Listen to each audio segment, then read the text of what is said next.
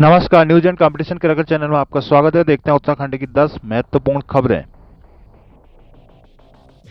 उत्तराखंड में नर्सिंग कॉलेजों के मान्यता की होगी जांच। केदारनाथ में लगातार 12वें दिन भी बर्फबारी। श्रीनगर निगम में 40 वार्ड प्रस्तावित। निकाय चुनाव से पूर्व गठित होंगी 4 नगर पंचायतें। मेडिकल कॉलेज से मिलेंगे अस्पताल को 76 डॉक्टर। 4 धाम यात्रा से चमका होम स्टे का कारोबार। पौड़ी बाघ न पकड़ने में चक्का जाम किया। कर्णप्रयाग में सरकार के खिलाफ प्रदर्शन। उत्तरकाशी विकास कार्यों को तेजी के साथ धरातल पर उतारना है। राजलक्ष्मी चार धाम यात्रा की तरफ शुरू होगी मानस खंड यात्रा। धामी पौड़ी में बनेगा माउंटेन म्यूजियम। नर्सिंग अधिकारियों ने सीधी भर्ती पर मांगा 5400 ग्रेड पे। पिथौरागढ़ निजी अस्पतालों में नहीं चल रहा है आयुष्मान योजना। पूर्णागिरी ऊंचौली कोट के जंगल में लगी आग। उत्तराखंड में मई माह में नहीं बढ़ेगा सरकारी राशन। देहरादून उत्तराखंड के कई प्राइवेट नर्सिंग कॉलेजों की मान्यता पर विवाद खड़ा हो गया। कई कॉलेजों को गलत तरीके से मान्यता की शिकायतों के बाद चिकित्सा शिक्षा मंत्री ने सभी कॉलेजों का दोबारा निरीक्षण कर जांच के निर्देश दिए हैं। चिकित्सा शिक्षा मंत्री डॉक्टर धन सिंह रावत की ओर से इस मामले में चिकित्सा शिक्षा निदेशक डॉक्टर आशुतोष सयाना को निर्देश दिए गए हैं कि राज्य में प्राइवेट 55 नर्सिंग कॉलेज हैं। इन कॉलेजों की मान्यता कई स्तर के निरीक्षण के बाद दी जाती है, लेकिन शिकायत है कि कुछ प्राइवेट कॉलेजों को मानक पूरा न करने के बावजूद मान्यता दे दी गई। इसे देखते हुए आप सभी कॉलेजों की जांच के निर्देश दिए गए हैं। चिकित्सा शिक्षा मंत्री की ओर से दिए गए निर्देश के अनुसार सभी कॉलेजों की जांच की जाएगी और जिन कॉलेजों में मानक पूरे नहीं मिलेंगे उनके खिलाफ कार्रवाई की जाएगी। इस मामले में चिकित्सा शिक्षा मंत्री डॉक्टर धन सिंह रावत ने कहा कि चिकित्सा शिक्षा निर्देशक को सभी नर्सिंग कॉलेजों की जांच के लिए कहा गया। मानकों का पालन न करने वाले कॉलेजों के खिलाफ कार्रवाई को कहा गया है। पिथौरागढ़ लोगों ने बड़ी उम्मीद से आयुष्मान कार्ड बनवाए, चलो स्वास्थ्य सुविधाओं से मुफ्त मिलेगी, पर ऐसा नहीं हो पा रहा है। पिथौरागढ़ के निजी अस्पताल में लोगों को आयुष्मान योजना का लाभ नहीं मिल पा रहा है। जनपद का कोई भी निजी अस्पताल इस योजना में शामिल नहीं किया गया। वहीं सरकारी अस्पताल में कार्ड की सुविधा होने का कोई लाभ नहीं है, क्योंकि वहाँ विशेषज्ञ चिकित्सक ही नहीं है, जिसमें 5 लाख से अधिक की आबादी परेशान है। जनपद में 57 सरकारी अस्पताल हैं, जिनमें 13 CHC, 7 PSC के साथ 46 PSC टाइप ए के अस्पताल हैं। इनमें से धारचूला, गंगोलीहाट, मुंशियारी के सामुदायिक स्वास्थ्य केंद्र में विशेषज्ञ डॉक्टरों के 9 पद स्वीकृत है, लेकिन किसी भी अस्पताल में विशेषज्ञ चिकित्सक तैनात नहीं है। जनपद के सबसे बड़े सरकारी अस्पताल में भी अभी तक हार्ट टॉक के विशेषज्ञ चेस्ट फिजिशियन का पद खाली है। ऐसे मुंशियारी धारचूला के सुदूर क्षेत्रों में 200 किलोमीटर से अधिक का सफर कर आने वाले ग्रामीण क्षेत्रों को लोगों के उपचार के लिए जिला अस्पताल आने के बाद भी निराश होना पड़ता है। ये सरकारी अस्पताल में सरकार के आयुष्मान योजना का लाभ उठाना चाहते हैं, लेकिन वे विशेषज्ञ चिकित्सकों के अभाव में इससे वंचित होना पड़ता है। निजी अस्पतालों की तरफ उम्मीद से देकर कार्ड लेकर वहां जाने वाले लोगों को जवाब मिलता है कि हमारा अस्पताल योजना में शामिल नहीं है। ऐसे में लोगों को सरकार के आयुष्मान योजना के लाभ से वंचित होकर रहना पड़ रहा है। लोगों को मुफ्त इलाज मिले तो मिले कैसे। बेरीनाग और धारचूला में जाम से लोग बेहाल रहे। धाम के कारण लोगों को खासी परेशानी का सामना करना पड़ा। इस दौरान जाम से बेरीनाग में पैदल चलने वाले लोग भी परेशान हैं। शनिवार को बेरीनाग नगर निगम में जाम लगने से बाजार में घंटों वाहन फंसे रहे। यात्रियों के साथ ही आम लोगों को भी परेशानी का सामना करना पड़ा। नगर के मुख्य बाजार में जाम लगने से लोगों को काफी देर तक वाहनों में बैठकर जाम खुलने का इंतजार करना पड़ा। इस दौरान पुलिस को जाम खुलवाने के लिए कड़ी मेहनत करनी पड़ी। बाद में जाम खुलने से राहगीरों के साथ बाहर से आए पर्यटकों को भी राहत मिली। सड़क किनारे वाहन पार्क करने से जाम की समस्या यहाँ गंभीर हो गई। आए दिन जाम लगने से वाहनों के साथ पैदल लोगों को भी दिक्कत होती रही है। चंपावत पूर्णागिरी से लगे ऊंचौली कोट के जंगल में शुक्रवार देर रात आग लग गई। दमकल कर्मियों की मदद से आग पर काबू पाए गए। आग लगने से वन संपदा को खासी नुकसान पहुंचाए। अग्निशमन अधिकारी गिरीश सिंह बिष्ट ने बताया कि पूर्णागिरी मेला क्षेत्र से लगे ऊंचौली कोट के जंगल में आग लगी। बताया कि सूचना मिलती फायर टीम को भेजा गया। टीम ने मिनी हाई प्रेशर से पंपिंग कर आग को बुझाया। 1 घंटे की कड़ी मशक्कत के बाद आग पर काबू पाया गया। आग लगने से छोटे और हरे भरे पेड़ों का नुकसान हुआ है, जिसके अलावा ग्रामीण इलाकों में आग के धुएं से लोगों को खासी दिक्कतों का सामना करना पड़ा है। फायर टीम में श्याम सिंह रावत, श्याम सिंह त्रिभुवन, शीशराम, भूपेंद्र सिंह बिष्ट, सुनील कुमार। उधर शनिवार को फायर टीम ने वन निगम के साथ मिलकर ककराली गेट के पास मॉक ड्रिल का आयोजन किया। यहाँ वन दरोगा महेश सिंह, अधिकारी निर्मल चंद खुलवे, श्याम सिंह, वीरेंद्र कुमार आदि मौजूद रहे।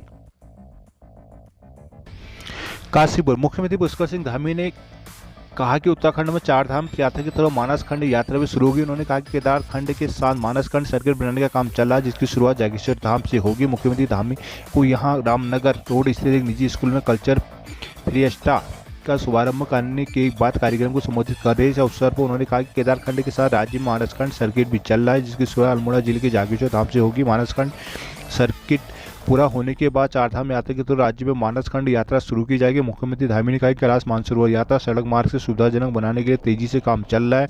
सीएम ने मौके पर ही कहा कि प्रधानमंत्री नरेंद्र मोदी के नेतृत्व में नई शिक्षा नीति बनाने का काम किया गया। नई शिक्षा नीति से शोध एवं अनुसंधान को बढ़ावा मिलेगा, साथ ही स्कूली व उच्च शिक्षा को नए आयाम प्राप्त होंगे। उन्होंने कहा कि उत्तर प्रदेश का पहला राज्य है जहां स्कूली शिक्षा, उत्तराखंड देश का पहला राज्य है जहां स्कूली शिक्षा नीति को लागू किया गया। उन्होंने कहा कि भारत एक समय विश्व स्तर पर ज्ञान एवं विज्ञान का प्रमुख केंद्र रहा। तक्षशिला नालंदा विश्वविद्यालय पूरी दुनिया में ज्ञान का परिचय लहरा है। नई शिक्षा नीति के जरिए हम फिर शोध और अनुसंधान में विश्व की बड़ी शक्ति बनेंगे। हमारी संस्कृति में शिक्षा कभी भी व्यवसाय नहीं रही है। पढ़ाना और शिक्षा देना मानवीय संवेदना और नैतिक कर्तव्य है। हम कल जैसा चाहते हैं उसके लिए हम आज से काम करना होगा। मुख्यमंत्री धामी ने कहा कि पीएम मोदी ने केदारनाथ के तपोभूमि से उद्देश्य किया था कि 21 सदी का तीसरा दशक उत्तराखंड की प्रगति का होगा। इस दशा में हम लगातार बिना रुके बिना थके काम कर रहे हैं। वहीं कि पिछले 50 लाख से ज़्यादा रिकॉर्ड श्रद्धालु चारधाम यात्रा की है। इस साल 20,000 श्रद्धालु पहुंच रहे हैं। इस मौके पर पूर्व विधायक हरभजन सिंह चीमा, विधायक त्रिलोक सिंह चीमा, मेयर उषा चौधरी, रामनगर विधायक विधान सिंह मतिवान सिंह बेस्ट, जिला गुंजन खुजा, प्रदेश महामंत्री खलेंद्र चौधरी, पूर्व सांसद केसी बाबा, एससी आयोग के अध्यक्ष मुकेश कुमार आदि मौजूद रहे।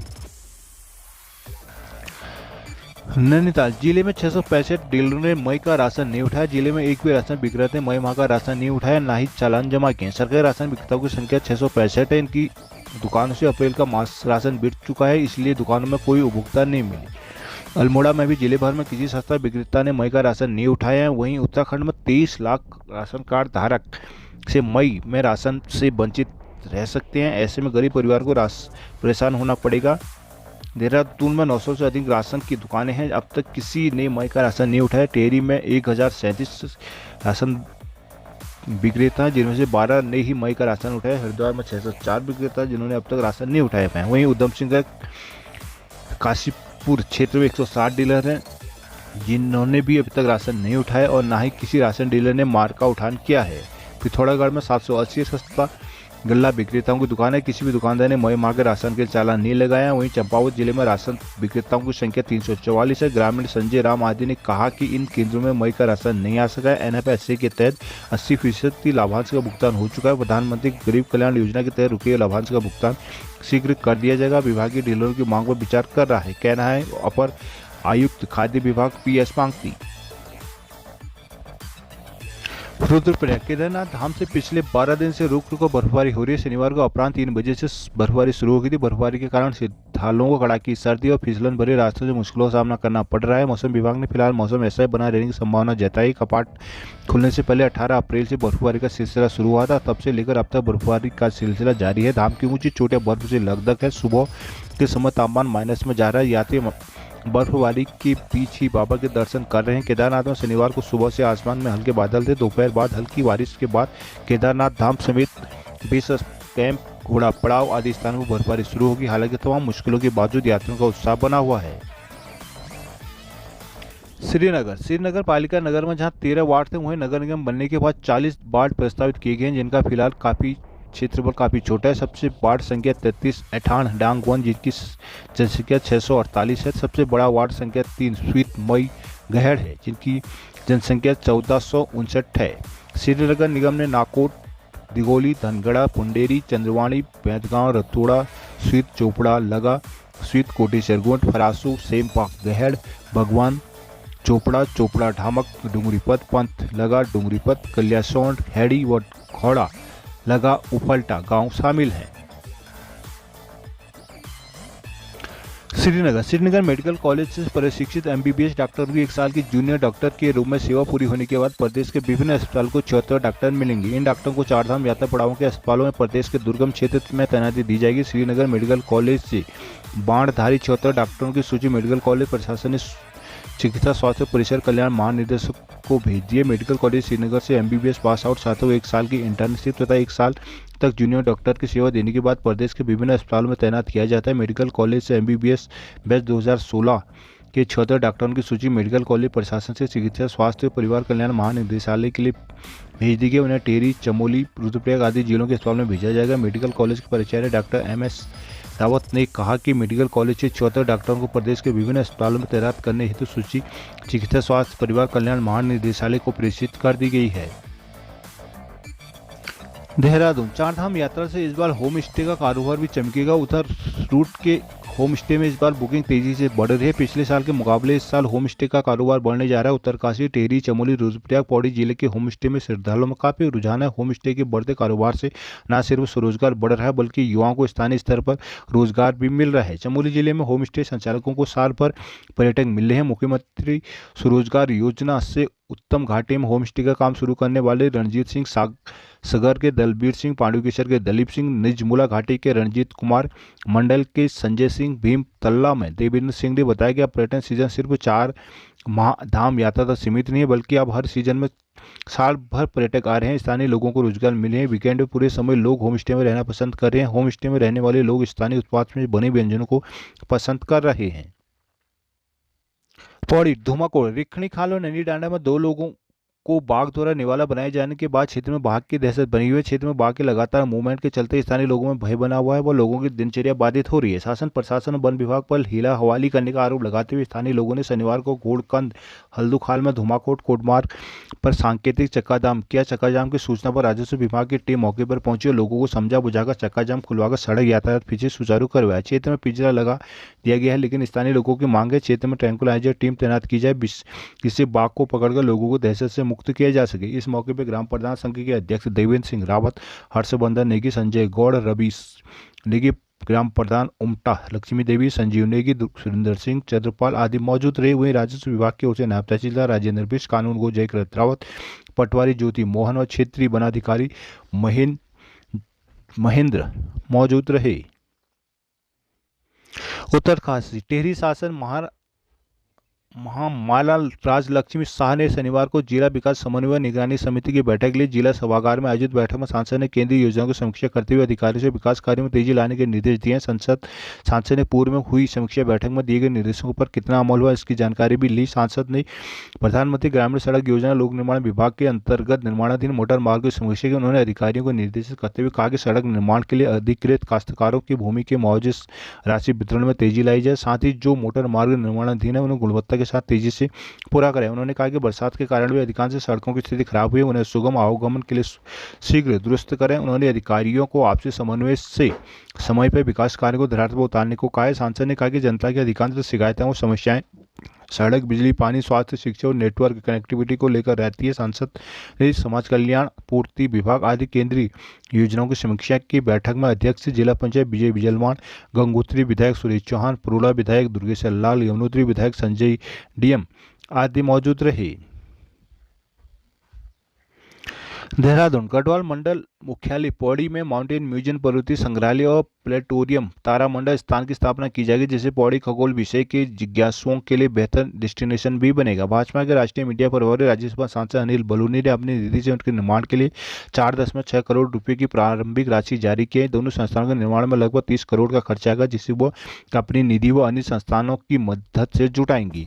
बकौल बलूनी मुख्यमंत्री धामी ने भी इन संस्थानों के निर्माण में रुचि दिखाई है और राज्य सरकार की तरफ से हर मत देने का भरोसा दिया है। उन्होंने मुख्यमंत्री धामी के सदस्यता पर उनका आभार भी जताया। बलूनी कहा कि यह राज्य का पहला और अखिल भारतीय स्तर पर अनूठा केंद्र होगा जहां खगोल व भूगोल, इतिहास और संस्कृति से एक ही स्थान पर परिचित कराने का प्रयास किया जाएगा। उन्होंने कहा कि पौड़ी नगर की अपनी विशिष्ट भौगोलिक संरचना है जिससे समक्षीय पर्वतीय श्रृंखला और हिमालय चोटने का सुस्पष्ट विहंगम दृश्य दिखाई देता है जो पौड़ी नगर को प्लेनेटोरियम, तारामंडल और माउंटेन म्यूजियम, पर्वतीय संग्रहालय के निर्माण को आदर्श बनाता है। भविष्य में देश विदेश के खगोल विषय के जिज्ञासुओं के लिए बेहतर डेस्टिनेशन बनेगा। मलूनी ने कहा कि भविष्य में दोनों संस्थान विद्यार्थियों के बीच लोकप्रिय होंगे व शैक्षिक भ्रमण के दौरान अपने अनेक कौतूहलों प्रश्नों का समावेश यहाँ करेंगे। इसके साथ ही पौड़ी नगर में पर्यटन की गतिविधियां भी बढ़ेंगी। इस केंद्र को एक टूरिस्ट डेस्टिनेशन के रूप में विकसित करने के लिए अन्य शैक्षिक गतिविधियों से जोड़ने का प्रयास किया जाएगा। इस बहुउद्देशीय संस्थान में अतिथि गृह, जैव विविधता, नॉलेज पार्क और साइंस पार्क भी विकसित किए जाएंगे।